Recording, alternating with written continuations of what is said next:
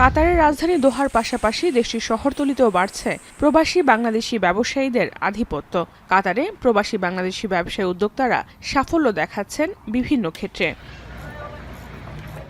ভিনদেশীদের সঙ্গে পাল্লা দিয়ে রাজধানী দোহা থেকে 50 মাইল দূরের শহর সামাল রোড গোরান অঞ্চলে প্রবাসী বাংলাদেশি ব্যবসায়ীরা গড়ে তুলেছেন রেস্টুরেন্ট, শপিং মল, গাড়ির গ্যারেজ, টাইপিং সেন্টার সহ বহু ব্যবসা প্রতিষ্ঠান। বাংলাদেশি প্রবাসীদের ব্যবসায়িক প্রতিষ্ঠান বাড়ায় তৈরি হচ্ছে বাংলাদেশিদের কর্মসংস্থান। আমি আলহামদুলিল্লাহ এখানে 4টা প্রতিষ্ঠান করছি। তো এই প্রবাসীরা আলহামদুলিল্লাহ মোটামুটি এই যে আমরা বাঙালিরা অনেক এগিয়ে যাচ্ছি, তো সেটার জন্য অনেক কামনা রইল। এখানে নতুন নতুন অনেক মার্কেট হচ্ছে, নতুন বিজনেস মানুষ লোকরা অনেকজন স্টার্ট করতেছে।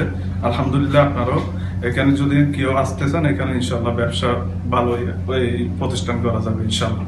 আমি এই কোম্পানির অ্যাকাউন্টেন্ট হিসেবে আছি এবং আমাদের রেসপন্সার যথেষ্ট ভালো, আন্তরিক এবং প্রতি মাসের 1 তারিখ আমাদের ভালো একটা অ্যামাউন্ট আমাদের কোম্পানি সবাইকে দেওয়া হয়। আমরা এখানে আমাদের গ্যারেজ হোমগ্রামে অবস্থিত। আমাদের এখানে 5 জন লোক আছে। আমাদের এখানে আরবি লোকের কাস্টমার কাজ করা হয়।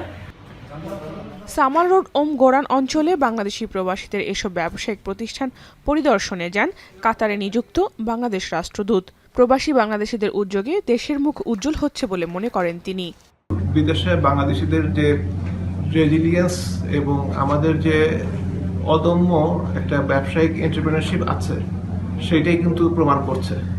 তো আমরা যারা এইরকম ঝুঁকি নিয়েও বিদেশে এইরকম উদ্যোক্তা হচ্ছেন, তাদেরকে আন্তরিক ধন্যবাদ জানাচ্ছি। আশা করছি তাদের হাত ধরেই বিদেশে বাংলাদেশিদের এবং বাংলাদেশের কমিউনিটির এবং সর্বোপরি দেশ হিসেবে বাংলাদেশের মুখ উজ্জ্বল হচ্ছে। কাতারে বাংলাদেশি মালিকানাধীন 30,000-এর বেশি ছোট বড় ব্যবসায়িক প্রতিষ্ঠান রয়েছে।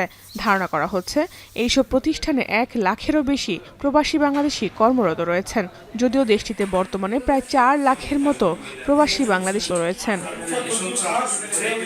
জাহানারা ভুঁইয়া, এখন।